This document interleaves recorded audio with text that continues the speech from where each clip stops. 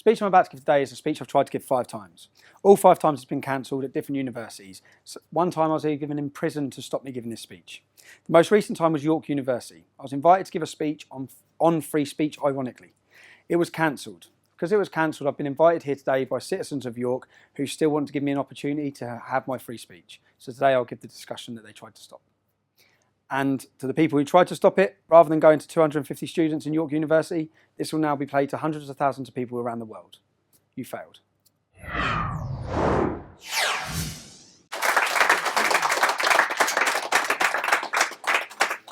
I'll start off with thanks for making me a bit taller. All right. First of all, the speech I'm going to give you today is going to be about free speech and what I'd say is exposing the British police state. I'll start off telling you about where I'm from. Most of you already know. I'm from Luton. Luton is rated as one of the roughest towns in the UK. It has the highest poverty levels in the UK. One of the most deprived areas of the UK. It has a lot of problems. Regardless of religion, it has huge problems.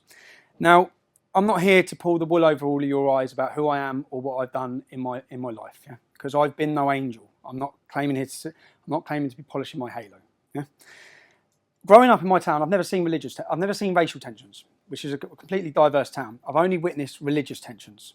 The town is divided between Muslims and non-Muslims. We have a population probably of 30 to 40% that are Muslim. We have 30 mosques. I could probably stand here and talk non-stop for 2 months about Islam and multiculturalism. That's not what I'm going to speak about. I'm going to speak about the British police state and free speech. And George's phone. So, the country I thought I lived in prior to starting my activism in 2009 is a very different country to that I now accept I live in. And I think that as we move through this, some of you have views on the country we're in, and by the end of it, I think hopefully unfortunately, they may change. By the end of the speech, you might view the country in a different way. I'd say there's 3 levels of activism: disbelief, disappointment, and acceptance. Everyone will go through those 3 levels. I've been through them. Yeah? I think most of you, when you start hearing the stories I'm going to tell you about the British police state, you'll be in disbelief. Then you'll be disappointed, as I was, that the country I loved seemed to hate me back. Then you'll be in acceptance, which is where I am. I accept we live in a post-free speech era. Most people give up once they get through these free processes. Pressure is something that's going to come up a lot as a tactic, yeah? And it's a reason for that. It's a way of silencing and stopping. And this may get repetitive because I'm going to talk about arrest after arrest after arrest, motivations for these arrests. I'll start off talking about how it all began, why it began. It started with a soldiers' homecoming in my hometown of Luton, where our soldiers were parading through the town. Now, I was there that day. I've grown up in Luton. I've witnessed Muslim demonstration after demonstration after demonstration. On this day, I witnessed large numbers of Muslims attacking our soldiers, spitting in their faces. One of the soldiers' mum's face, they spat in her face. And I watched the police reaction, the way they policed it. They didn't search them, they didn't stop them, they didn't put cameras in their faces. They actually protected them. They arrested members of our community who were outraged and angered by what was happening. Now, if we go to the first video here, this is just a quick snippet of a protest in Luton. These are the things I've witnessed growing up.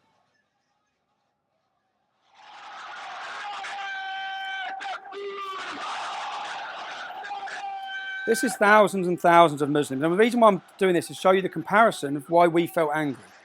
These men, many of them have got faces covered, some have got balaclavas. Translated, what they're saying is about killing the Jews. Yeah? Killing the Jews. Marching through the city saying, "Now kill the Jews." Okay? No opposition from police. Nothing. So, in response to the soldiers' homecoming parade, I organised a demonstration in support of our armed forces. Now, the police tactics on that day, bearing in mind I've seen the way they police their community, we were kettled, we were stopped. There'll be a little video here now. Hands in pockets, feet. I remember having to take my shoes off in the town centre. The police locked us. They locked our community in. My auntie had to piss in the street. She had to urinate in the street because they kettled us in for 3 hours. Now, these are tactics that would never happen to Muslims. It would never, ever happen to them. They would not use this against them. So it became more at the start about equal rights and unfair treatment. That's what really electrified everyone, was how are we being treated like this? My friend this day, I have a friend called Isaac, his picture, a little black lad called Isaac, lost his front teeth, a police officer on a horse, walked past, and there's actually a video of it, went past and smashed his teeth out. All we were trying to do is support our armed forces. So their tactics from day one. So when we've done this first demonstration as the United People of Luton, straight after that, police raided 14 houses. One of the houses was mine, my mum's house. This was the first time, there'll be many times, this is the first time they went to my mum's house. They went on public order charges. Now, if I stand here and scream, yeah, they can arrest you for public order offence. That's all it was. They fabricated these charges. They went to 14 people's houses. They picked people from each estate, pretty much, yeah? And that's a tactic to instill fear. When they went to my mum's house, we had another demonstration planned a week later. I wasn't at home. I've stayed away until the next demonstration. I've gone to the next demonstration. The Home Secretary then gave banning orders for all protests in Luton for 3 months. The 14 people that have been arrested, the police gave bail conditions. You're not allowed to enter Luton Town Centre 24 hours a day, 7 days a week. This was the first time I'd witnessed fraudulent cases against people in order to restrict bail conditions in order to limit their freedom. Yeah? This was the first time. So after the second demonstration, I contacted the police to hand myself in. Obviously, you've raided my mum's house. I must have broke a law. You want to see me. We don't need to speak to you anymore. So they didn't need to speak to me because the Home Secretary had given them powers which they were literally just trying to give us via bail conditions anyway. These tactics work. Do they scare people? Yes, they did. Even my close friends at the start, yeah, Tommy's been arrested. Everyone's been arrested. It puts fear. And that was the second demo. We had a third demo planned. On the day of the third demo, there's a lot of problems. It was all getting highlighted to the whole country what was happening. We had a third demo planned, but we cancelled it. My cousin Kevin that morning, Kevin Carroll, many of you may know him. Kevin was about 40 years old at the time. 6 o'clock in the morning, he's been raided. I remember getting a phone call. I was laughing at the time. I found out that Kev's been arrested. And he had been arrested, and this is where they choose the dates. So he'd been arrested on the day of our third demonstration. The offence he'd been arrested for was the original Soldiers' Homecoming, when Muslims were screaming in our armed forces' faces. Kevin, on camera, called them wankers. That's it. He's never been arrested in his life, never been in trouble in his life, lived a straight life his whole life. Here he is getting dragged out of bed at 6 o'clock in the morning, taken through the courts for calling terrorists, because most of them now are in jail for terrorism, for calling them wankers. That same day, and they held that arrest for that date to prevent the third demonstration, but which we'd cancelled anyway. That same day, I'm driving in my car. Police pull me over. I'm arrested on suspicion of driving a Ringer, a stolen vehicle. Yeah? The vehicle I had was on finance from brand new from Vauxhall. Okay? It was a straight, legit car. Yeah? And they arrested me, they seized my car, and they raided my mum's house. So this is the second time in a number of weeks they've gone to my mum's property. They raided my mum's house looking for number plates, they said. 2 weeks later, all charges dropped. Now, what have we done? What's happened for police to be coming into my family's house twice now in a number of weeks? What have we done? We've organised a protest to support our armed forces. That's it. That's what started it. Charges dropped. Charges dropped will come a common theme in this case, in this story as well, because time and time again, these charges that are fabricated are just dropped. Yeah? Again, 9 months after the United People of Luton, the English Defence League, many of you may know, it sprung up, it spread like a wildfire across the country. 9 months into the EDL, we had the first demonstration for the Scottish Defence League planned. I've gone to Luton Airport. I'm flying out to Edinburgh. I'm arrested by Special Branch. I'm held by Special Branch on a charge of criminal damage. I'm then taken to a police station. 30 police officers have come from Yorkshire. The crime is criminal damage. You know, on the top of these hotel room doors, the little metal connector.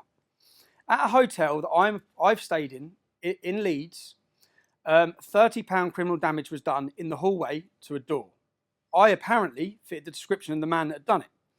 So 15 police officers at my wife and kids' house with machine guns, 15 police officers at my mum and dad's house, seized all electrical goods. Their warrant said they could take electrical goods to see if I'd booked the hotel. Yeah, this is what it was all about.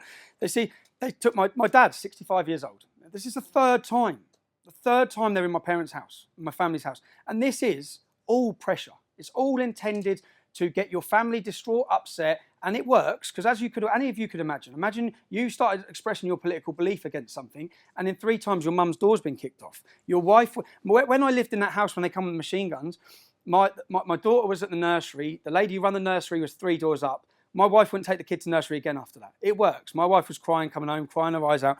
It works. And it is political. And so this charge of criminal damage, Yorkshire Police had come down. I was due to speak at a demonstration in Bradford about grooming. Grooming at this point was still hidden. The police's tactic was still to hide it. No one knew about it. Yeah? We were talking about it. The police officers that come down from Yorkshire, when they bailed me on the criminal damage charge, they bailed me. My bail conditions were not to contact the EDL. Yeah? Not to send an email. These were all bail conditions put in. The bail date was the exact time I had to go to a police station at the exact time we were due to protest in Bradford. Yeah? This had nothing to do with a criminal damage at all. Yeah? This was used as an excuse to get in my house, seize my computers, get intelligence. At the same time, when I come home, my wife said, one police officer spent 6 hours at that file. Because their warrant didn't allow them to take paperwork. So instead, what they did is I had the files, which were all to do with my properties and businesses, where one officer wrote everything down. So I thought, what are they doing then? I was confused with what they're doing now. 3 weeks later, once the demonstration had passed, charges dropped. Yeah? So is that okay? No, for me, no, it's not. You've raided my house, you've scared my family, you've intimidated us, and then you've just dropped the case, completely dropped the case. I put a complaint in through the IPCC, the Independent Police Complaints Commission, asking them how you got warrants into my property, how you were able to do this. What turns out, and what I said, I made allegations against the police. I said, I believe it's politically motivated. I believe the date you've chose to arrest me is because I was joining the Scottish Defence League. I believe the bail date you've chose to give me was to coincide to stop my political activism. I believe all of these things. They've admitted all of them. When this goes out online for the Rebel TV, you'll see all the evidence, yeah? They accepted it all. Yeah, you're right, we did. It was illegal. Our officers will be sent on training courses. This will be done. And it's like the knock-on effect. I don't think, unless you're, no matter what side you're on, when you're getting raided and the effect it has on my mum, on my parents, on the embarrassment on the family, and then just to be dropped. And this was the 3rd time in 9 months. 3rd time they've kicked the doors off. We continue. I come out. If you want to go through YouTube, you'll dig up. As soon as I got out of the police station, I'd have made a video about this. Everything I'm saying will correlate, and there'll be evidence and videos to tell the whole story the whole way through. 3 months later, boom, my door goes in. 6 o'clock in the morning. By this time, I've become publicly known and a target. People want to kill me for what I'm saying, for speaking the truth about Islam. 3 months later, doors go in. I run down. I was quite relieved to see the police because I wasn't sure who it could be. When I saw the police, it was a Luton police officer, and the first thing he said is, "I'm sorry, Stephen." I said, "Don't be sorry, you've got your orders." He said, "We're taking your wife." And I'm even getting emotional if you think about it. So they arrested my wife, who was 6 months pregnant at the time. I'm getting now. Sorry, I'm embarrassing. Yeah. She was 6 months pregnant. She went for an 8-hour interview.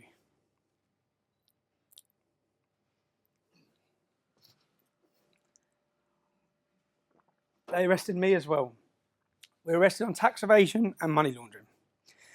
My wife sat a 6-hour interview where she was told she was looking at 7 to 8 years in prison. When I come out, she was broken and begging. The cases were from this, they froze my assets. At the time, I had 2 businesses. I had 7 properties. For a young man, I was successful and doing well. My passion was making money. But then the reality for me was it didn't matter how much money we make or how much we want to move into nice areas. The problem will be left to our children for the next generation if we ignore it. What have I done? This is the 4th time of arrests. What have I done? I've started speaking about Islam. That's it. What have we done? What has my wife done? She's done nothing. Now, we were rebailed. My wife answered bail and so did I every 6 weeks for 3 years. And every time, so waiting all the time for the case, waiting all the time for the charge. They closed our businesses. They put us on a restraining order that meant you're allowed £250 a week to live on. Now, if you spend over that £250 a week, you get 18 months in prison. These orders were brought in to deal with terrorists. They were being put on us for speaking about terrorists.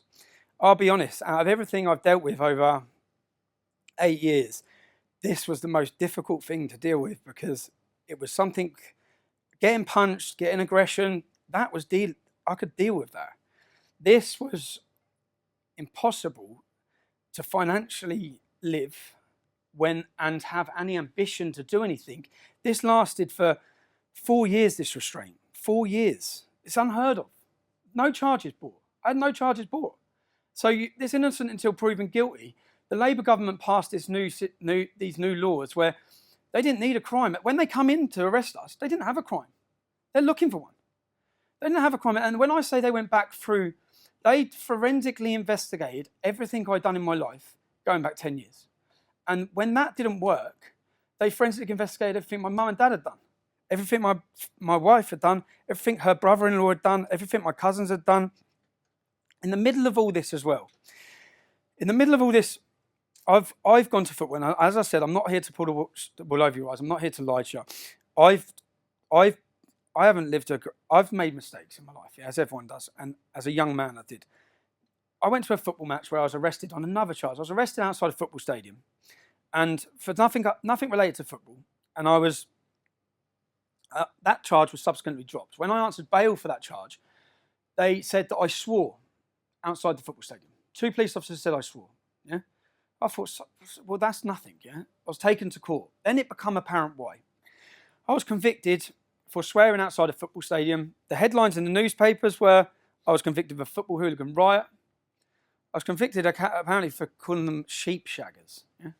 Luton were playing Newport, England versus Wales. Yeah? It was a football match. Now, what became apparent when I was prosecuted and convicted, they produced a map. This map showed, which when this goes online, you'll see the map. This map showed where I was and wasn't allowed to enter for the next 3 years. I was not allowed to step in the Muslim community. They actually drew a map around it. I was not allowed in my town centre on Saturdays. I was not allowed in the train station on Saturdays. So here you had, again, this is the first chance I'm seeing that you are limiting where I can and can't go, and you're using football legislation to do that, yeah? Which has got nothing to do with football legislation. But you've used it. This happens again, time and time again. And anywhere, so now I can't work. I can't go to football, which was my passion as well. I love football. I can't work. I can't go passion. This tactic of what they wanted to do actually backfired, because it made me the most dedicated leader to the English Defence League they would ever get, because that was what I had then, yeah. And I was angry. I said, if they didn't do this restraint, if they didn't arrest my wife, if this didn't happen, I wouldn't be standing here talking, because I never would have been able to continue leading that movement and live a life. But because they took my life, I had the movement left. So it didn't really work. Even for example, I was getting married 2011. The night before the wedding, all the men go for a meal, yeah? All the men meet up. We had a meal booked for 32 people. These are just little things. It may not seem like a lot, but it's anywhere and everywhere you move, they pressured. I booked a restaurant in a place called Billy's in Harpenden. Harpenden is a beautiful little English, wealthy area, yeah?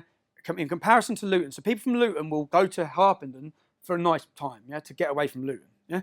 Now, we had a table booked. The afternoon of the thing, I get a phone call saying, sorry, we've cancelled your table, from the owner of the restaurant. So what do you mean you cancelled my table? She said, we've had the police in. So I said, look, just wait there, I'm coming to see you. So I went to see her, I walked in and see her, and she said, you? I said, yeah, because I've been going to this restaurant for years. Now, the difference is, in this restaurant, this is a completely, exclusively white town, yeah? There's no black people there.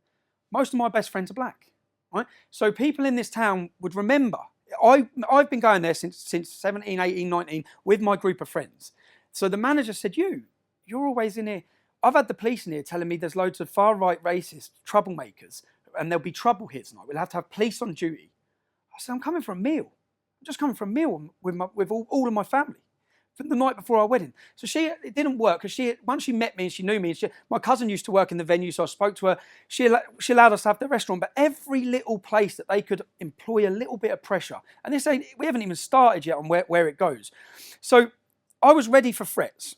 When I started this, I've grown up around Muslims. I know how they work. I know the hostility. I know the anger and the violence. I ended up getting 6 Osman warnings. An Osman warning is a government warning saying that people wish to kill you. That they have intelligence that someone's planning to murder you. Yeah, I could deal with that. At this time, police, 6 Muslims were arrested with guns, bombs, IEDs on the way to blow up the English Defence League. Yeah? They were in prison for 30 years. I then had a Muslim with a shotgun went for my cousin in Luton at his house. Yeah? It was all over the media. Now, the police then sat us down. They sat us both down and offered us new identities, witness protection, new identities, new lives, new everything. What have we done? What have we done to need new lives? What actually at this point have we done? We've organised demonstrations. We've started speaking publicly about Islam. And here we are with 6 government warnings to kill us, terrorists in jail, and now getting offered new identities. Part of the new identities where we'd have to give up what we're saying, never say it again, change our place, even move us country, the police were talking. Yeah, this is all pressure building, all pressure in it. Now, just before this, in 2010, what they managed to do as a government, as a plan, as a state, is make our voice and what we're saying a fringe extreme element. That's what they managed to do. Yeah? That's what they were trying to do. In 2010, I had a meeting set up with the third biggest PR company in the world who had contacted us, who had meetings set up in New York to meet members of Congress. So I flew to the airport, I landed at JFK Airport. I was arrested as soon as I landed. I was held for 6 hours. I was told straight that the British had asked them not to let me in. Now, why don't they want us let in? Because our message may go mainstream if we're set with influential people. They're managing, no one who's influential in this country will sit with us, will listen to us, will talk with us. The political correctness is that powerful. It's a different story in the States. If we're talking the truth, a politician will sit with you. So that's where we were at. We were going to meet members of Congress. They stopped us. 2011, I thought, and the whole way through this, to be successful or to get anywhere, we had to be prepared to do 2 things: get killed and go to jail. Because if we weren't willing to do that, then no one would have listened anyway, because no one would have heard what we're saying. So 2011, I decide, I know I'm not getting in America, so I think I'm going anyway. And I think I'm morally right to go. And I'm going with a warning to America of what's happening here. I go. I get in on my friend's passport, insanely enough, on September 10th. I get home. 6 weeks later, I'm arrested by British police. I'm remanded, instantly remanded, into Wandsworth Prison. Now, in comparison, there's one Muslim in the UK who has used their sibling's passport twice to try and join ISIS. I didn't try and join ISIS. I went to New York for 2 days. If I'd known I was going to get 10 months in jail, I'd have gone for at least 2 weeks. But I ended up getting imprisoned, and I spent 22 weeks in solitary confinement because my life had gone so chaotic. I was neglecting my family. I was English Defence League, English Defence League, English Defence League. That's it. Yeah? And then I had a chance and a time to think about the effect it was having, where we were going, what we were doing. The movement changed on the outside whilst I was in prison. I'd fought for years to keep far-right elements out. They were welcomed back in. I then had a time to evaluate. I'd made a decision during that prison sentence. And the reason why I talk about this prison sentence is because to get around their laws, because you're only allowed to spend 28 days in solitary confinement because of your mental health issues. Yeah. What they did is every 28 days, they moved me from one solitary confinement prison to another. So I went from Wandsworth to Bedford, Bedford to Woodhill, Woodhill to Wandsworth, Wandsworth to Wayland, to get around the laws for what they were doing. Yeah? Now, when I was in Woodhill prison at this time, for me to walk from here to there, for me to get taken out of my cell, they locked the whole place because they were fully aware he'll get killed. Yeah, because our prisons are like radical training camps for Muslims. Now, I had a visiting room where my wife would come and see me. I was the only man in it. It was twice as big as this. I felt like Hannibal Lecter. Yeah? But I felt safe. Which is what mattered. I felt safe because I knew no one was going to get to me. I then come out of prison. I've made the decision I'm leaving the English Defence League. Lee Rigby's killed. Lee Rigby's murdered, which changed everything again for me. It changed everything for me to think, now we need a reaction, okay? And I organised a charity walk. Now, you'll see the footage now of the... Some of you would have already seen this. We'll see the footage of the charity walk. Get back. Arrest him for assault. Arrest him for assault. Arrest him for assault. Arrest him for assault. Arrest him for assault. Arrest him for assault. That's all. Listen. We just been... You've got to get these 2 numpties. How come he hasn't been handcuffed? How come he hasn't been handcuffed? How come he hasn't been handcuffed? If we do in the year 2013 in London. Mike, look. We've been arrested on our forces day doing a charity walk. Yes. This is year 2013 London. Okay. Because we want to walk. Unbelievable. We were doing a charity walk at that time for this darling Amelia May. The police the night before the charity walk come to see me. They come, Scotland Yard police officers come see me in Luton. I met them in Luton, and they sat down and said, we don't want you to walk through Tower Hamlets. Now, my charity walk was going from A to B, a straight line. I said, why not? They said, because of the Muslim community. I said, what about it? They said, well, the mosques. I said, I walk past 8 mosques every Saturday to go to football in my hometown. We're sitting in a Muslim restaurant. I met them in a restaurant called Imak Grill, which is a Muslim-owned restaurant who I went to school with a kid, full of Muslims. I sat there like, look around you, this is where I live. What are you talking about? And they would rather you went around. You'd rather me take a, 10-mile detour? Because there's some Muslims there. I said, that's my capital city. For me to get to A to B, are you telling me I can or can't? They said, no, we're not telling you can't, we're asking you. I said, well, no, I'm not. I'm going to walk from A to B. Okay, there's no zone that I'm not walking in London because there's a few Muslims in it. So what it turned out is that the Muslim leaders had come out publicly and said, we don't want him walking through our community. Now, some people, this would sound far-fetched and amazing to. I'll go back to another story. So in Birmingham, we were holding a demonstration. Now, I read online that a Muslim had hit a police officer with a brick and he'd been arrested. I then read on one of these Socialist Workers' Party websites, chat forums, that 200 Muslims with the imam had turned up to the police station and they'd told him they better release him. And I read that the man was released without charge, yeah? Now, I didn't believe it. So now I've had a meeting with Birmingham Police, the hierarchy, about a demonstration. And I've run it by the copper, our liaison officer. And he said, yeah. I said, what? What, you let him go? And he said, well, look, we have to weigh up a situation, Tom. Yeah? If those Muslims would have rioted in Birmingham and it would have spread to Bradford, to Oldham, he said, we could have nationwide riots over one man, over an arrest. I said, that's insane. I said, so who's in charge of the law in Birmingham? Is it you or is it the imam? I said, it's the imam. It's not even you. So when you see this, if I'd have walked through Tower Hamlets, they've already been warned. It was in the paper. They've been warned by the leader of the East London Mosque. We will not control the youth. Yeah? They've been warned of a riot. This is at Aldgate. That was at Aldgate East Border. So Tower Hamlets is say there. Yeah, I get to hear they let 2 men walk in front of us who assault us. Now, they'd have thought we reacted to it. We didn't. It was a pure setup. I guarantee those 2 men are police. They worked for the police. They'd done that to then arrest us. I'm then arrested. Now, this is where the collusion comes up. The Crown Prosecution Service are supposed to be independent from the police. So the police would arrest you, gather the evidence, put it to the Crown Prosecution Service. They decide if you're arrested. Now, you can watch the long version of that video. We are walking, we get attacked, we are then arrested. Right? Now, you've already been wrongfully arrested. We're charged. I'm then charged by the police, taken to court 3 times. Why? Because as soon as I was charged, the police gave me bail conditions not to enter the borough of Tower Hamlets. I spent over 6 months not being allowed in the borough of Tower Hamlets.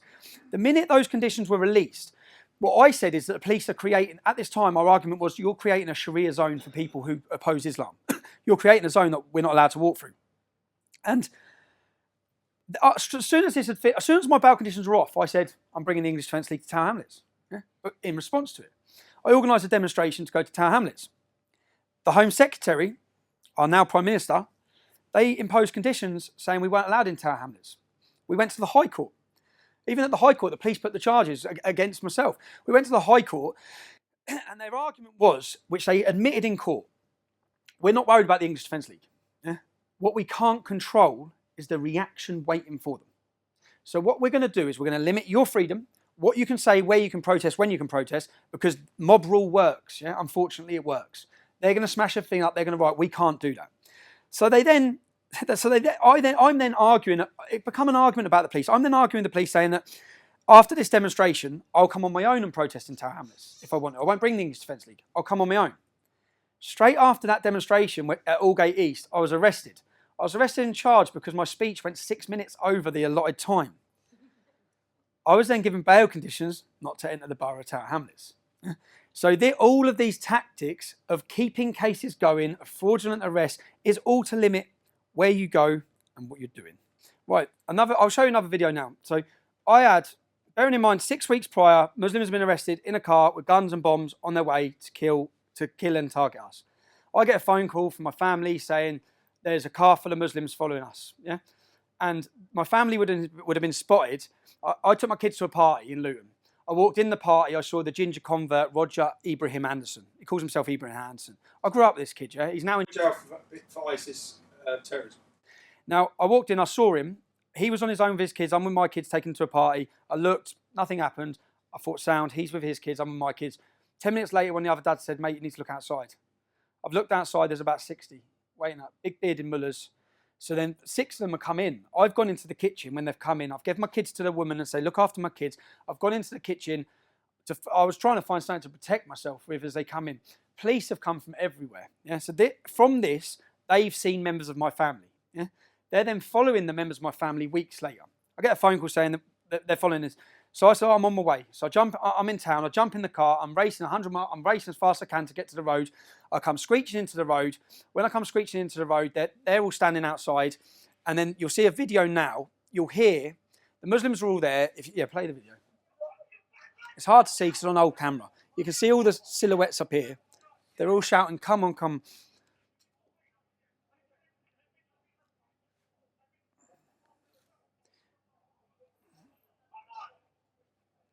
There's more police cars coming.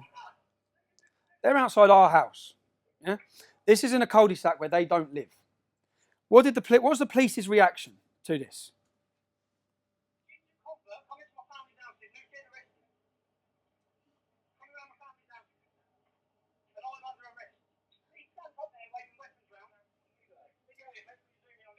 They arrested 3 of my family. I was held for 36 hours. They got an extension. Now, I'm thinking, 6 weeks ago you caught someone on guns and bombs. This is the same group, yeah? What were they coming to do? What did they have on them? So I'm sitting there thinking, I wonder what you found. I get through to my police interview and I ask the police officer, what did you find? Straight away, what did you find? What did you find? She went, what? You haven't even searched them, have you? You didn't even search them. Have you arrested them? They were not arrested. They were not searched. In the end, there was about 20 of them. We were held. Now, this just shows the pure double standards and lesson. And when she said, why would we have searched them? I said, I told you, they had weapons in their hands, standing on the grass. That's how blatant they are. Yeah, they don't care. They had weapons in their hands. And they said, well, we didn't know that. I said, I know there's a video because my neighbour was videoing it. I know there's a video of me telling you that. Yeah, they went and raided the house looking for the camera. They went to the neighbour's house. So I come out, make all this public. Next, so bearing in mind, when they arrested me and my wife, we've been on bail conditions for 3 years. I'm charged. They didn't charge my wife. I'm charged. I'm charged with tax. I'm taken to court. Their whole case of why they've done this, they say I owe them £137,000 tax. That would mean me not paying tax on about 300 grand, wouldn't it? I did have a business that was turning over quite a bit of money at the top for those few years. Yeah, it took 20 minutes in court for me to produce, for the evidence to be produced. I owed them not a single penny. Bearing in mind, they've closed my businesses. They've destroyed my shop. They've destroyed everything we're doing. And then within 20 minutes, we got not guilty.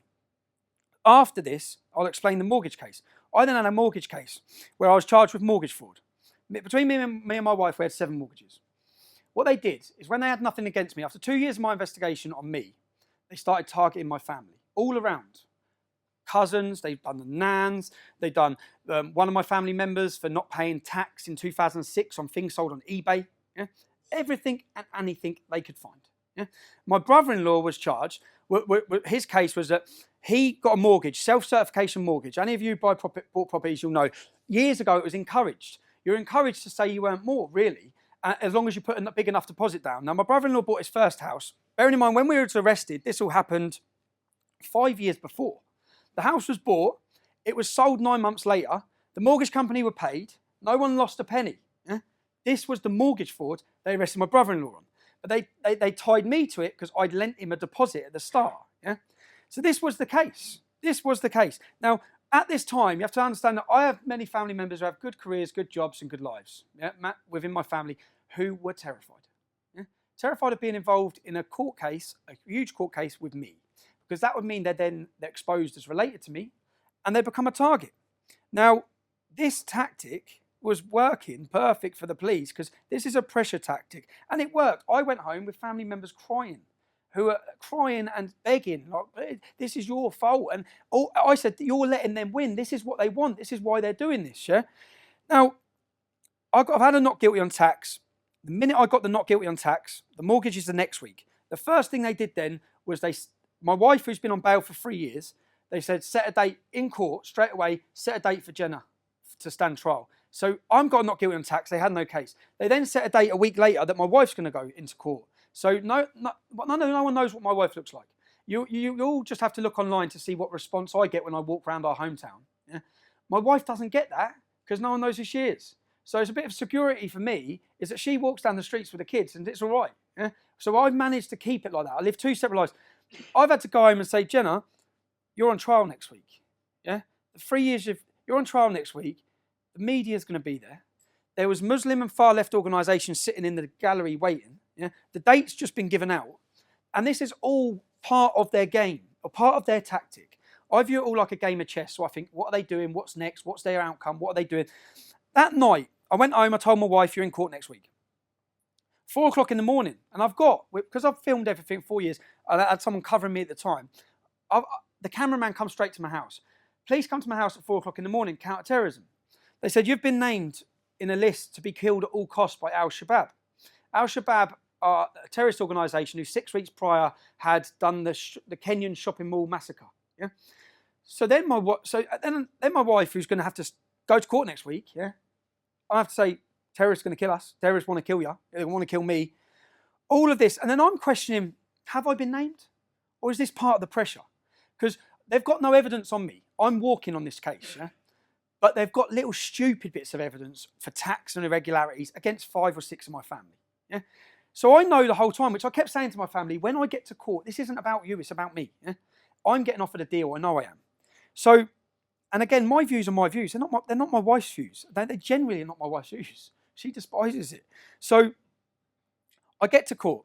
I say to my wife, I walk into court, I'm offered a deal. Plead guilty to these charges, we drop the family. The charges they wanted me to plead guilty to would have resulted in 5 years in prison. And again, all of this is documented through documentary makers, which will be coming out soon, is I walk outside and I ring my wife. I say, look, I've been offered a deal, I'm getting 5 years, but don't worry, everything's dropped against you, blah, blah, blah. My wife's crying hysterically, saying, please don't, 5 years is too long. Bearing in mind, we know I haven't done it. We know what this is all fabricated in order to get in a position. So I go back in and refuse to deal. I say, I'm not taking the deal, because 5 years is a long time as well. It's a long effect on my kids, and at the time I'm weighing it all up. They then swear the jury in. They swear 3 Muslims in on my jury. 1 PCSO. So I'm sitting there thinking, how can you have a PCSO as my jury? Yeah. 1 PCSO. I'm ready to go through the trial. Just before the trial stops, they stop it. Stop.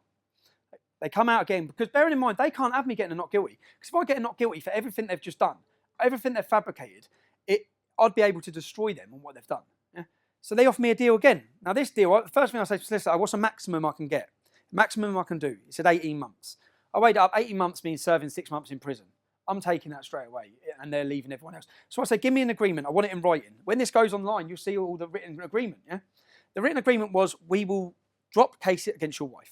We will drop the case against Neil, which was another relation. We will drop the case. We will not take proceeds of crime, which means all the assets I've had frozen, my properties, will be released back to me. Now, I took that deal, so I went to jail. I got 18 months. Bearing in mind, what the crime was that my brother-in-law filled a mortgage form out wrong. The mortgage company didn't lose no money. No one lost no money. I'm then taken to Wood Hill Maximum Security Prison. That's one of the worst prisons in the UK, where it houses some of the country's most prolific Muslim terrorist extremists. I'm took there for this. Someone's filled their form out wrong. As soon as I get there, the difference is that when I was in there in 2011, 2012, when I was in there on solitary confinement, as I've said, they locked the whole prison to get me from A to B. This time, I'm just put straight on the first night centre. So straight away I'm thinking, well, this ain't right. I'm going to get killed here. The door opens. It's a Royal Marine, an ex-Royal Marine who's now a prison officer. And he said, when we come to get you, do not leave this cell. Your life depends on it. Yeah? I went, all right. Shut the door. Half hour later, my door opens. He's there with 2 other men. Yeah? You're going B-wing. I said, I'm not going anywhere. Yeah? He stepped straight in. If you don't go, I'm going to arrest you. So he was giving me a way out. I said, arrest me then. Yeah? He arrested me, took me straight to the way you get arrested. You go to the block. Yeah? Took me straight to the block. When he's talking to me, he said, do you know where they were taking you? I said, where? He said, you know the 6 that are in for planning to kill you, that got 30 years? I said, yeah. He goes, they're putting you with them. He goes, Rach, I've got the name. I think I put the name in my book. The woman who, because I checked who made the decisions afterwards, the woman who made that security decision to put me there, like even that screw that told me, he said, she'd have been done for corporal manslaughter. Yeah, she would have got done because you'd have got killed. But you're dead then. Yeah? So there's no help. So the next day my solicitor's come to see me. This is in the prison. So I've gone to see the solicitor. I've sat down with my solicitor. Afterwards, there's a waiting room like this. The door's open on the waiting room. I've seen the beards straight away. I got locked in the room. Yeah? I got locked in the room and violently beaten up and battered. The Sun newspaper ran a headline saying, like it was funny, Tommy gets done. Yeah? Tommy gets done. And it was Muslim. So I lost my teeth. I was beaten up. And they're supposed to be, that cannot happen. There has to be a duty of care in prisons for prisoners. You're not allowed to put, if someone's from one gang and someone's from another gang, they're not allowed to be near each other. Yeah, that's what they do. You're putting me, the most prolific and hated man from Muslim terrorists, because I've committed blasphemy and criticised their prophet, and you're giving me on a plate to them. The only thing that I was lucky was that I could tell by the Muslims, when they locked me in the room with them, they didn't know I was coming in. Because their faces looked like, oh my God, he's in the room with us. Yeah? And then it just went off. But if they'd have known I was going to be in that room, they'd have had Chivs, they'd have had Blaze, they'd have been waiting, and I wouldn't be here. Yeah? But someone pulled strings to do that. Someone pulled strings to put me on B-Wing. Someone pulled strings the next day to put me in there. Someone had to, it can't be explained, and I'll get onto other prison sentences where exactly the same happened. I'm then taken to Winchester Prison, luckily, because by this point, my family on the outside are contacting MPs. There's a campaign on the outside to try and keep me safe from people complaining and contacting across the country. I was getting letters, legal privilege letters coming in where people were sending letters to their MPs, going to their MPs, saying what's happening to him in there. Yeah. So then I was moved to safety of Winchester Prison.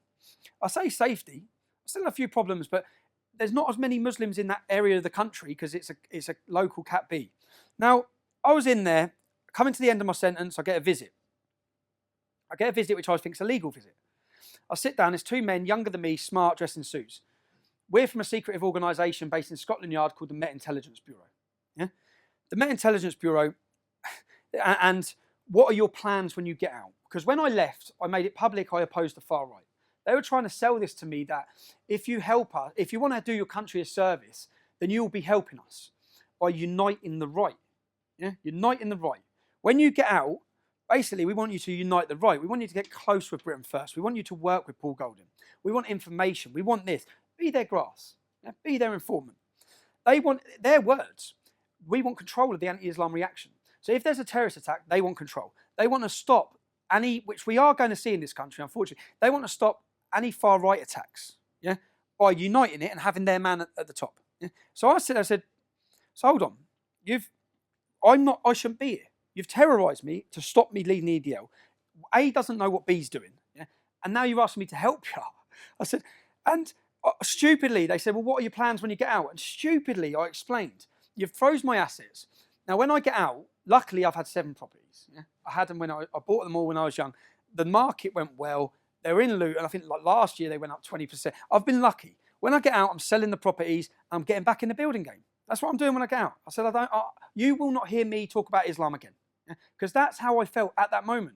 Being in prison away from my kids again, away from my wife, I thought, I've done with this. I'm done with it. I then get out of prison. I walk out of prison, I get a licence. My licence conditions, bearing in mind I'm in jail supposedly for mortgage fraud, my licence conditions are not to contact the EDL. So EDL got to do with a mortgage fraud. That is the clear, and again, all of these things will be put into the video. It's clear that this was a political case. It's clear that everything that's happened is political. I then say to my probation, my friend Paris Okai, he died of a drug overdose at this similar time. Yeah? And I wanted to go to the funeral. And for this funeral, there would be 1 or 2 people going that were EDL. Now, if I associate with EDL, I'm recalled. So I said, there's going to be EDL people there. You can't go. I said, I can't go because I can't. It's mortgage fraud. This is the thing, the little things. I've then rang my solicitor because my assets, which I've agreed already in a legal documentation that I signed to go guilty, that you're releasing all my stuff. Yeah. I then contact my solicitor and say, I still can't use banks. I've been out of jail a number of weeks. My assets are all still frozen. What's going on? My solicitor receives contact from the police, and I've got the letter saying I now have to pay them £325,000 or I do 4 years in jail. Yeah. And I said, how can they do that? Because what they're saying is they opened up a proceeds of crime criminal lifestyle investigation. But I've pleaded guilty under an agreement that wouldn't happen. Yeah? Because otherwise I wouldn't have pleaded guilty because you didn't have a case.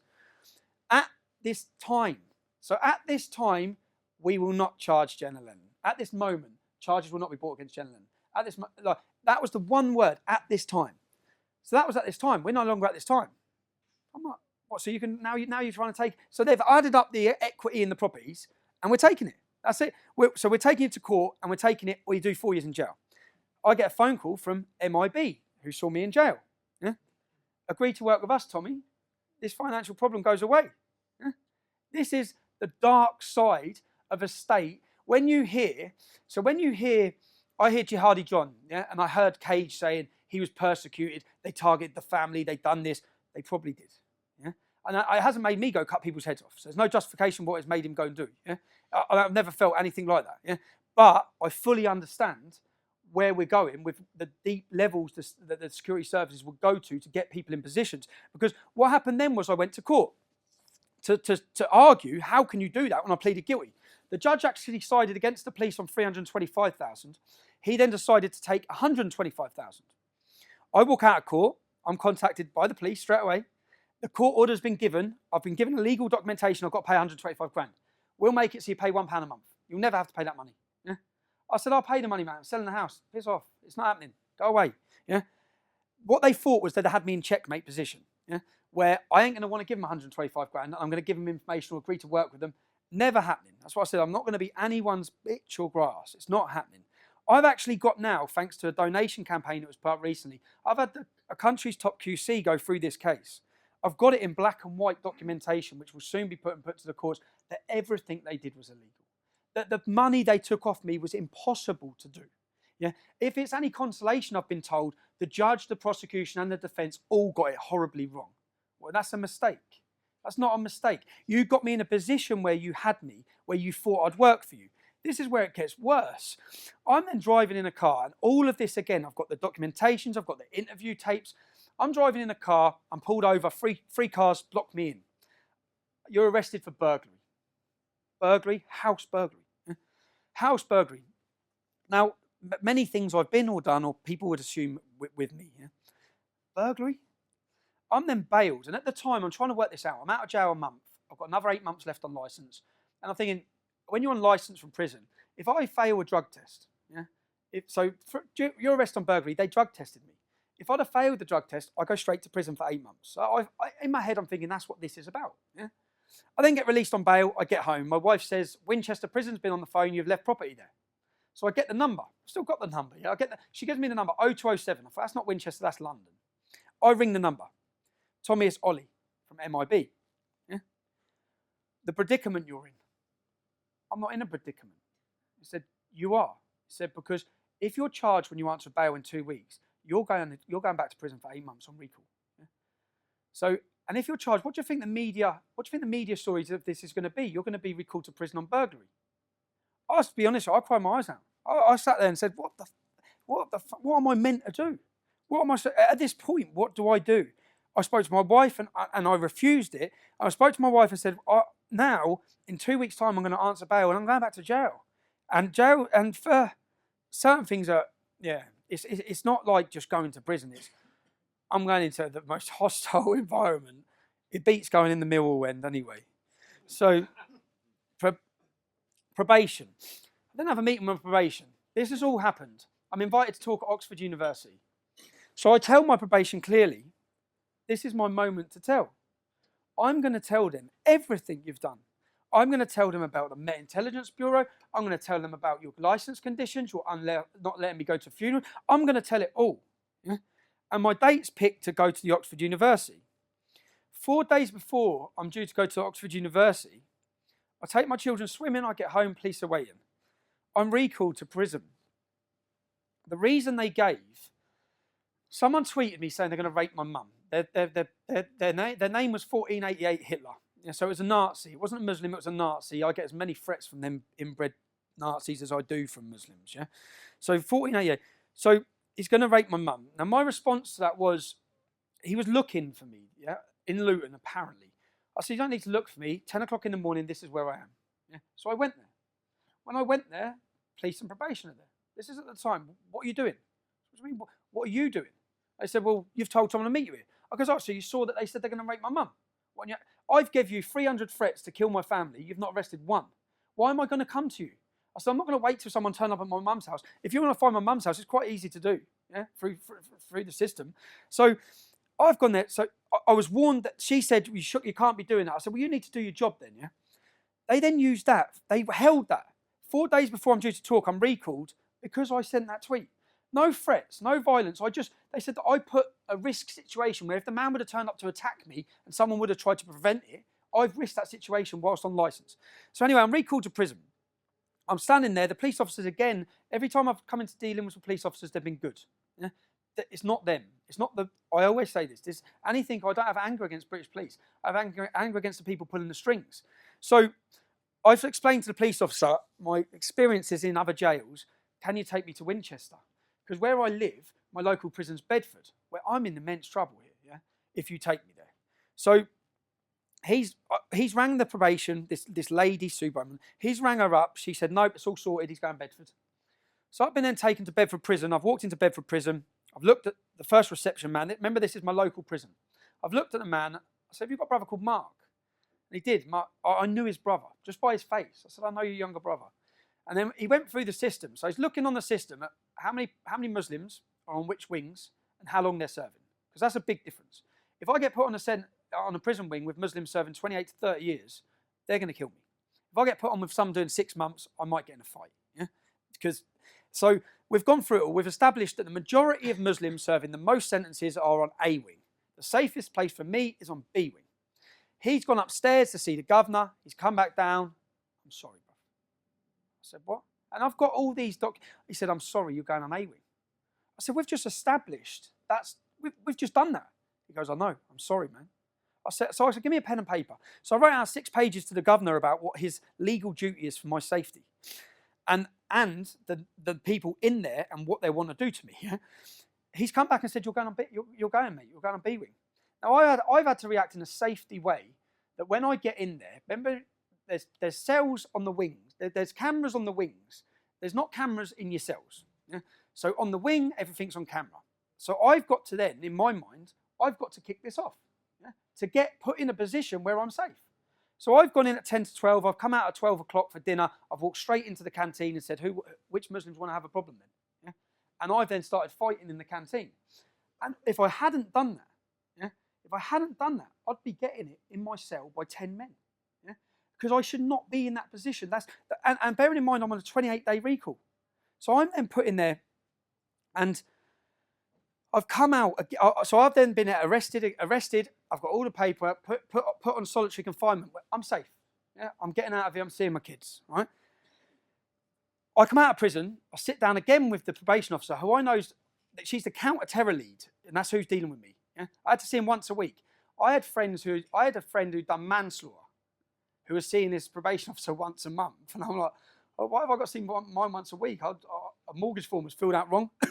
Now, Oxford again. What they didn't realise is I've arranged to talk at Oxford again. So when she sat down, I said, I'm talking at Oxford in 2 weeks. I said, and you just added longer time to my speech about what you've done. Now, 4 days before it, I dictaphoned the conversation. They come to my house again. And she come to my house and said, if you speak about Islam, if you speak about the Quran, if you speak about Muhammad, if you speak about the police, you're going back to jail. So I went, all right. I said, I'm still doing the talk at Oxford. Yeah? Now, if you watch my speech at Oxford University, I come out and say, the speech I wanted to give you, I've not been able to give you. I can't give it. Go dig it up. So what I'm going to talk to you about today is my life. And I didn't mention Islam, didn't mention the Quran, I didn't mention police. Yeah? Because I wasn't allowed to. And I said, that's free speech. And you can watch and see that at the start of my Oxford speech. And I said, yeah. Now, after this, I'm due to talk at the House of Lords on the 22nd of July. 22nd of July. Room booked. I'm giving a speech at the House of Lords about this. Yeah? I've managed to get a friendly acquaintance in there who's going to let me tell the story of free speech, let me tell the story of the police state, let me tell this story. 8 days before I'm due to talk at the House of Lords, guess what? I'm arrested. I'm taken to Luton Police Station. A fat police officer, huge, come in and said, we can work, we can help you, you can help us. I've done this for counter-terrorism. I know I've got 8 days left of my licence. Yeah? 8 days. So in 8 days, you can't do anything. So I don't care. Yeah? Do your best. You've got 8 days. I'm sitting in Luton Police Station. I'm taken to Peterborough Prison. I'm not even given the reason why I'm recalled. I'm taken to Peterborough Prison, And again, this is when I come out of prison each time. I come out of prison, so I'm not going to break any laws. No, I'm not going to get in trouble again. I'm not going to do anything. I'm not going to put my children through this again. And here I am twice in a situation again where I'm having to kiss my kids goodbye for something that I ain't done. And 8 days I'm recalled for. My license runs out on the 21st of July. Yeah? They held me past my license. They held me to stop me talking at the House of Lords. And this was all in the papers. It was all at the time. He's been recalled. And guess what happened when I'm recalled? So I'm recalled. I tell the prison when I get there, you know who I am, lock the door for 8 days and open it. Yeah? Because if you put me out there, we all know what's going to happen. I'm telling you, I'm in fear for my safety. Yeah? I'm telling you that. Right? That's what's going to happen. Put me straight on the wing. They put me on the wing with 4 Muslims who at the time, again, I've got all their names and the case that they were on. They cut a man's nose and ears off. They stabbed him to death. They're on the wing with me, 2 doors up. I walk out and I didn't go off my instinct. What I did in Bedford, the reason why I didn't go off my instinct, because I thought if I can try and ride this out for 8 days, if I do something like I caused trouble, I'm going to get longer. I want to get home. Yeah? I'm then standing on the wing and a white lad comes up to me, puts his hand over his mouth, he says, you're going to get done with boiling water. Yeah? In prison, they put boiling water with sugar, throw it in your face, it's called napalm. Takes your skin, takes your face off, yeah? So I said, all right, who's going to do it? There was a Somalian kid at the door. He said, the Somalian. I'm then looking, where's the boiling water machine? Where's the boiling water machine? I don't give the man a chance. Yeah, this was on a documentary called 24 Hours in Police Custody. I walk over, before he has a chance to turn around, I'm hitting him. Yeah? I'm not waiting for that moment. And I shouldn't be in that position because I've already told you that's going to happen. Right? I'm held. I explained the situation to the prison. I told you what was going to happen. We know what was going to happen. I've prevented it happening. Yeah, I'm released from prison. This is where it changes. Their tactics have targeted me for years, targeting my wife, targeting my mum. Change of tactics. Change of tactics now is the kids, in front of the kids. Yeah? So I then go on holiday, 2-week holiday for my wife and kids. I land at Luton Airport. The police are waiting at the airport. They arrest me in front of my wife and kids. Got 3 suitcases. They leave my wife there at midnight. I'm arrested for a racially aggravated attack on the Somalian who was going to do me with boiling water in prison. Yeah? I'm then prosecuted, and by this point, I mean I've given up. I've given up fighting because they can do what they want, and I know they can. Yeah? At this point, a friend in Canada set up a campaign to get me the best legal representation that money can buy. And it was for the first time ever, people donated in a huge way. Yeah? And I had the best legal representation. So I went to this court case. And when I was arrested, first of all, the clip that they showed me of me walking over and beating up this Somalian, the clip that they showed me was literally just that. And what I said at the time is, you need to cut 20 seconds before and 20 seconds after. You'll see the man stand next to me talking to me. You'll see him come up to my cell afterwards. Yeah? You'll see that what I'm telling you is correct. We hold on. They're not answering requests from the solicitor's office for the footage. They've only got that little snippet bit. When we get to court, we haven't got the footage of the 20 seconds before or after. Yeah? Luckily, I had a QC who tore it to pieces. He said, where's the documentation? Where's your computer system? They wouldn't give us the representation from the computer system that would have showed them I was in fear for my life. I walked on that case for a not guilty. If I hadn't had that legal representation, I'd have been sent to prison again, in a position that they wanted me in, where my life is in danger. I've tried to give this talk about these issues so people can hear what they've done and what's happening. I've tried to give this 5 times. Edinburgh cancelled, Durham University cancelled. Each time I've got somewhere booked in to give it, pressure's been put on to cancel. Why? What have I done that warrants this? Again, that's what I'll ask. What is it I've done? I speak about Islam. I tell the truth. I'm honest about it. That change of tactics from my wife to then my children. You've had the arrest in front of my children.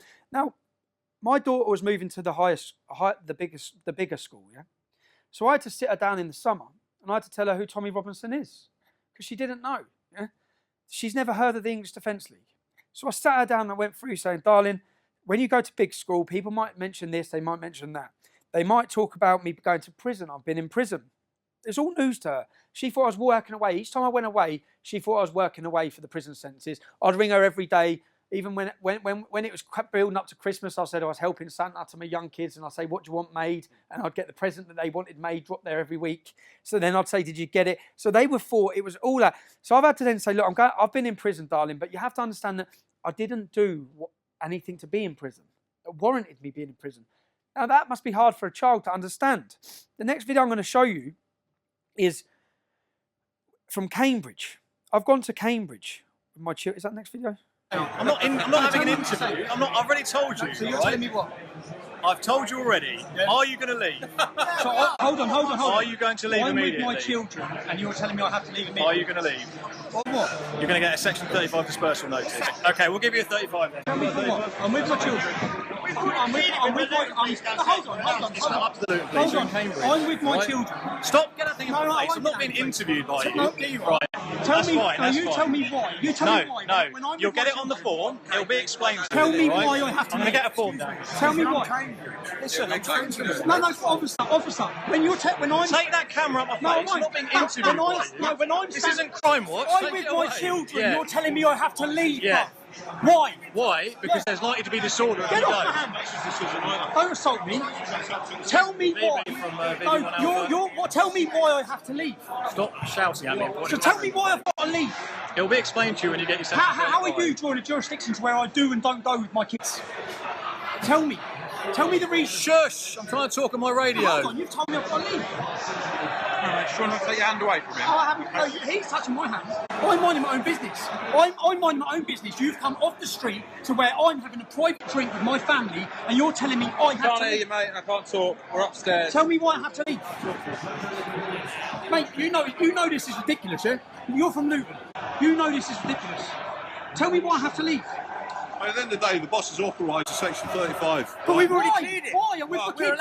You haven't cleared it with the boss, have you? I'm with my It's not my children. decision, mate. What sort of law? You're going to drag me down the street without What sort of law in a free country tells someone where they can... Mate, so the decisions will be made locally. What sort of law tells a man with his children he has to leave a city? What is that about? Right. What is that about? What is that about? Freedom, democracy, Britain. What's that about? Quite simple. I should be. Do you want me to explain it? Tell me why then. Tell me why I The have to leave. situation is, because of the lessons we've learnt in the past, we know that if certain groups stay within the city, I'm then with it my causes children. violence. Okay. I'm with my children. Unfortunately, a city I'm with my manager family. makes no difference. Same Why rule doesn't for it? everyone. So if we It's make not the same one rule rule, for everyone. don't shout. There's loads calm of down. people from Luton If in you want me to explain it to Yeah. you, then I will. But you're going to keep it calm. Yeah, go on then. Situation is, because of the fact that there's going to be a likelihood of violence if a group stays here from this match. You really think me and my 3 children are going to commit violence? Tell me the truth. What I'm saying is, do you think that? Listen, What you're behaving now says yeah. Well, no, because you're coming up to me and my kids on a day out. You're being I'm with aggressive. No, You're you're being aggressive. coming up to me. Finger at my face, so you'll get Don't hit my yourself hands. arrested. Don't Get hit my going, hands. you'll get yourself You're arrested. hitting my hands. You're pointing in my face. You've come up to me. I'm with my family in a pub. You've come up to Look at me. the scene you're making. Scene I'm making. Who made the scene? Go outside. I'm with my You're family. going to get arrested in a minute. Why am I going to get arrested in front of my gonna get kids? arrested. So you want to arrest me in front of my kids because what? Listen, you're going to talk yourself into I'm not this. talking myself into it. I'm trying to be reasonable. You're not with being you. reasonable. You're I telling am me I being have to leave the city. Yes. I'm with my family. Yeah. Why? Tell me why. It's already been explained. No, go on, why? I'll explain You think why. me and my children are committing violence? I think there's likely to be. Look at the way you're behaving. Tell me. Look at the way you're Well, behaving. no, do you know how many people from this pub are in Luton? Why have you come up to me? Pardon? Why have you come up to me? You're part of a group. No, I'm not part of the group. I'm with my 3 kids. What group am I part of? You're with a group of What people who've part? been identified as potentially being involved in violence. Are you for real? Yes. My daughter is 5, my son is 7, and my daughter is You're 9. not setting a very good example to them at the You're moment, not. the way You're meant to be a behaving. British police officer.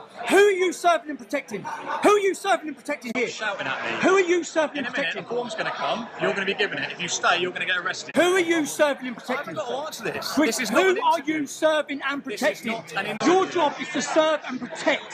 Who are you serving and You protecting? don't need to tell me how to do my job. Mason's gone. He said, look, the other Luton I'll be well. He said we're going to have to go. Who are you serving and protecting? I'm not playing this little game with you. It's not a game, mate. It's I'm out with my children. You're I'm going out to with be my given a children. dispersal notice. I've explained it to you. I'm not doing it again. When the officer gets here, you get the form. If you stay, you get arrested. It's as simple as that. I'm the area manager for a security company. Oh, yeah. The group that you're throwing out have been in the Prince Regent today Yeah. with their children. Yeah. Caused no problems at all in there. They've come in here, spoken to my head of security. He's saying that they've not Shall I have a chat with you away from this side? No, away from you. Come and talk away from this side. Why? I'll film Because you don't want people hearing the truth. I don't want to talk to No, you. you don't want to anymore. hear. You're being No, stupid. she's telling you. Like, she's telling you she's seen my family all day. stay there. Mate, what are you doing? Stay there. My 3 kids are here, bro. Stay there. So what are you doing? What are you trying to square up to me then? She's telling him we've been in here all day. Yeah, sorry, bro.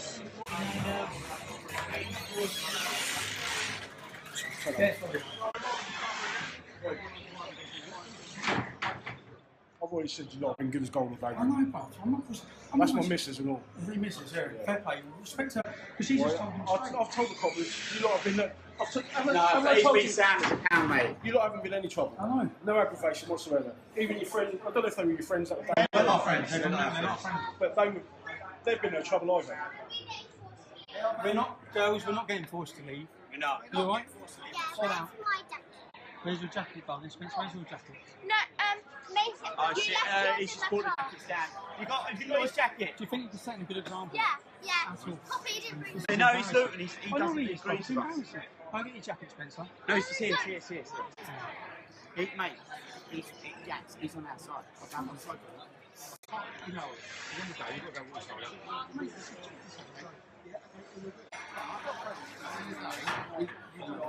Guys, we're playing too. Yeah, you go play the kids. Go play the kids. Right, come in. Go play the kids. I'll get it, darling. See you later. See you later. Get on forward. Yeah, I will, darling. I'll get it. We'll have a beer next time. Yeah? Sorry for bringing the kids out. We're not allowed to. No, the kids. Thank you.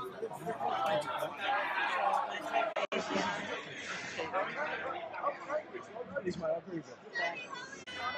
I mean, it's not like you haven't been abusive once or anything, so I don't get All it. this is every angle they can get.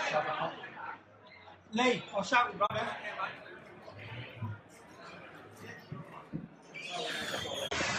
Am I getting to section 30? Section 35, yeah. I'm getting to section 35. Come outside, we're giving you now. Do you want to give my children a section 35? Pardon? Do you want to give my kids a section 35? No. You're going to arrest my kids? You'll get arrested if you carry on. It's not What do you mean I'll get arrested? It's like 35. So we're going to get an escort of 5 kids to the station. 5? Look how many police officers there are here. I'm out with my 3 children. I'm out with my 3 children. I'm out with my 3 kids. 3 kids. Embarrassing, lads. I understand you've got a job to do and you've got a boss, but you must be embarrassed yourself. You must be embarrassed yourself. Us 3 and 5 I'm out with, kids we're to a out with our station. children. We've caused no problems. It's embarrassing, lads. Whole time, is that what I should do? You ready, kids? Come on, bro. Alright? Let's go. You get over there, did you? Let's just go. Did you get over there? Yeah. Yeah? That's alright. Yeah. Come, girls. Alright? Down. Come on, get your tissue from the bag. We have to go. Come on. Come on, kids. Sorry. Come on.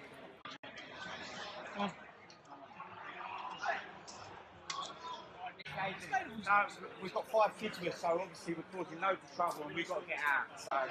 Look at that. Mate, it's a fucking joke. Take care. Oh, look, he's even following us now. Follow us all the way as well. Mate, go home. Kids, come on. Come on. Come on, go on. This is what happens when we go to Luton away. Do you want to come? Oh, I'm filming it. Get it now and get home. Telling them, Mum, we've got it's very bollocks, isn't it? No idea, darling. Darling, my daughter's crying her eyes out now, lads. So you're following us. You're following us. You're shouting. You're making my daughter cry. Go away. We're making sure that you stay They're safe. scared.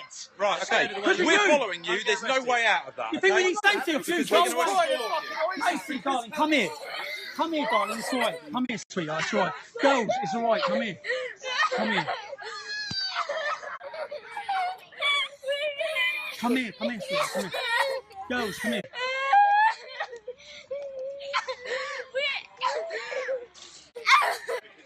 You've terrorised my family. You've terrorised my children.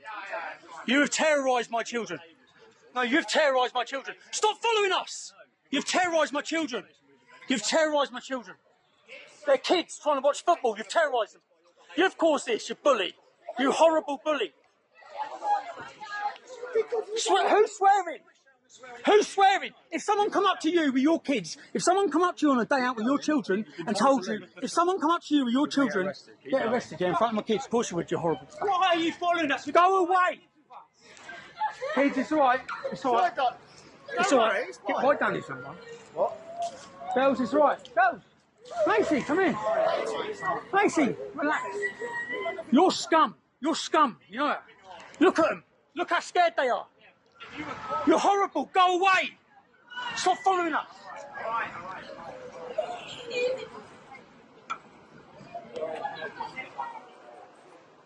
Oh, keep me down up there. Keep me down up. I can film you as well, mate. So.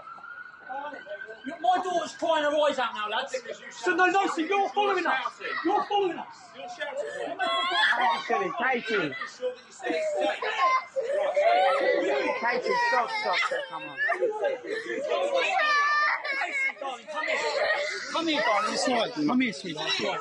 I'm in a restaurant with 3 of my children, with my 2 friends and their children. Police officers have come. You can watch the longer version of that. The links will all be put online. They come in and said, we're ordering you to leave the city. Leave the city now or be arrested. In Cambridge. Why have I got to leave the city? What do you mean leave the city? What sort of law is that? I'm having Saturday with my kids. Yeah? Are you going to leave the city? We're going to arrest you. So I think, I don't want to get arrested in front of the kids. I'll leave the city. So I walk out to leave the city. Then they follow us with the camera. Then they follow us with the camera. My children become hysterical and scared. Yeah? I said, you're scaring my kids now. Right? My youngest tried to run. The car nearly hit her. Yeah? That's only when they stopped. They were following us. You can't stop us following you with a camera. Yeah? Now, this is, again, a tactic that it hasn't worked. Nothing's worked. Nothing's stopped me. Nothing's stopped me talking. I think some of them will be scratching their heads, whoever's pulling the strings, thinking, how has he done that? How has he survived that prison sentence? And how is he still rabbiting on? Yeah? But my daughter, my eldest daughter, who I've already explained all these things to, she said to me the next morning, Daddy, I get it. I said, what's that, sweetheart? She said, the police. Because she's witnessed it. Yeah? And the next time I took my youngest to a Luton police, I took him to a Luton football game after this. When we went past the police, she grabbed my leg screaming and crying. Yeah? I haven't done that to her, they have. I've shielded my family, my children from everything that's happened, even from my politics. I don't speak to my children about Islam. They're children. They don't need to hear about Islam. The school, unfortunately, teach them about it. So I've gone to the Euros. I've gone away to the Euros to watch football. I've got to France. My wife's rang me up. Police are all over the house. What time did they go to the house? 4:45. Right? Kids getting in from school. Police meat wagons at the house. What are they at the house for? They're at the house I return. The next video you'll see. So I go to the Euros. I spend 2 weeks in the Euros. My mum at the time is ill. I get a phone call saying she's been rushed into hospital. So I come straight home. I come home from the Euros, and you'll see this video now, if you can do that. The video, yeah, this one. But basically, I've been ordered by the UK Football Policing Unit to serve you the summons. To come to my house like this with my fucking kids up. Listen, you take the fucking piss. Listen, I understand. This is bullshit. You come to what's the need for you to come dressed like that to my house? I understand. What's the need for you to come dressed like that to my house? Get out of my house. You've given me the sofa. Get out of my fucking house. Thank you. You take the piss. Get out of my house. Thank you. Get out of my house. You come to my house, it's bullshit. You've been summoned for court tomorrow morning. I don't give a shit what I've been summoned for. I've done nothing wrong. I've done nothing wrong. If I've done nothing wrong, what's the need for you to come to my house like that? I know you're upset. Upset? Your fucking kids are sitting up there looking at you. The kids don't want to hear it. I do. Well, what are you here for then? Have a go at me. What are you here for? What are you here for then? I know you're upset. No, I'm not calm down. They take the piss. There's no need for you to come dressed like that to my house when I've done nothing wrong. Other than to intimidate me and give harassment to my family. That's why you're here. That's why you're here. Calm down, Steve. No, how can I calm down? I've done nothing. What are you here for? A football banning order. I've done nothing wrong. He's back now. I've done, yeah. You would have tried to explain to me. Explain to me. Why are you coming to my house? Why are you coming to my house dressed like that? No, all right, tell me. Because my kids will cry every time they see a police officer. Because of what? What have I done? But we I have don't had know. this discussion before. You're not supposed to come here in uniform. You're not supposed to be here in uniform. For the safety of our family. Not for the safety, because you know my kids will be crying every day thinking, what the hell are the police at our house for? And I've done nothing wrong. I've done nothing wrong. Steve, I'm only You could have come dressed like that and no one says a word. I'm only taking You can't go to court tomorrow. Now, I'm angry, yeah, about that when they come to my house. The crime, there was no crime. There's no crime. They're not saying I committed any crime. So they're coming to my house again. That's to twice. So they've already been there when I was in France. They're there again to arrest me. They give me a court order for the next day. I go to court. What they're basically saying is that my presence My presence can provoke a reaction in a country with a Muslim population, with tensions. That was their argument. In France, there's tensions. My presence there could provoke a reaction. Yeah? Not that I've done anything wrong.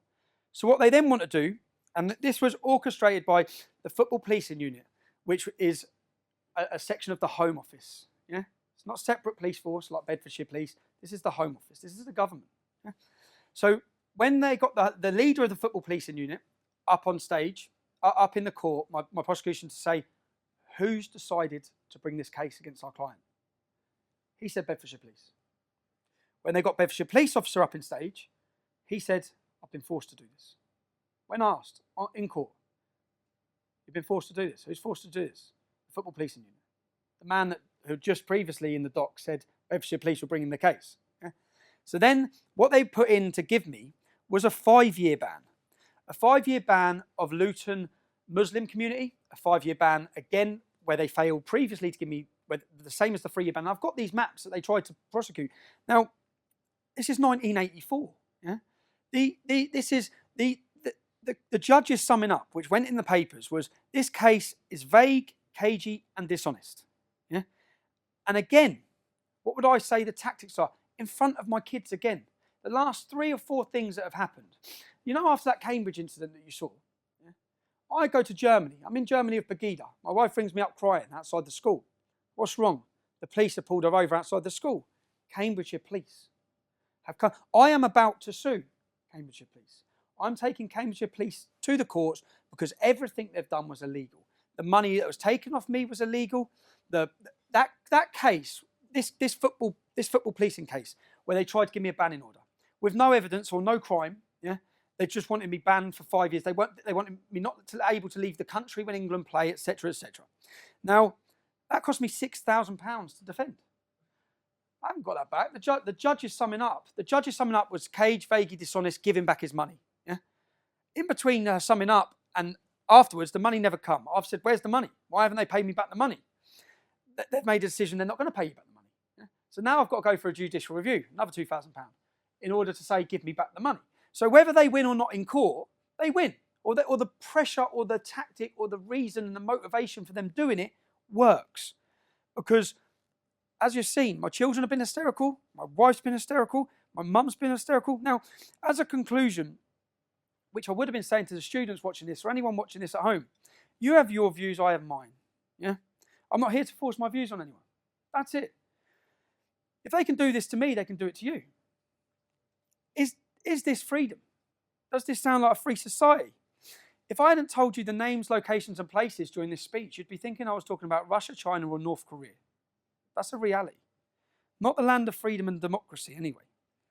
So just to recap on it, the pressure that the police state, which is what it is, the police state, the untold raids, the fabricated cases, the prison sentences, the constant non-stop harassment, the maps telling where you can and can't walk. What? And I've seen all this happen to other activists now. This isn't just happening to me. Yeah? What have I done to deserve that? Telling the truth. I've expressed my free speech. I've showed an opposition to jihad. And unfortunately, at a time we're at now, I've been proven right time and time again. Everything I said was going to happen's happened. Everything we predicted would happen. All the problems we've seen are now being seen on a national, international, global level. And to be judged, I always say history judges people. I don't care about a politician or a journalist judging me, because history will judge us. And history will judge us as the truth tellers. History will judge us on the right side. I'd issued this as a warning to anyone watching, whether you be in America, Canada. The problems I'm talking about and what's happened to me are on their way to you. This isn't going to get better, it's going to get worse. I don't want sympathy. The reason for my speech is not sympathy. The reason for my speech and to get this and so people hear it is I don't want to watch an English man stand there in 10 years and give the same speech. Thank you for letting me talk. Like that and you want to see more, click like and subscribe.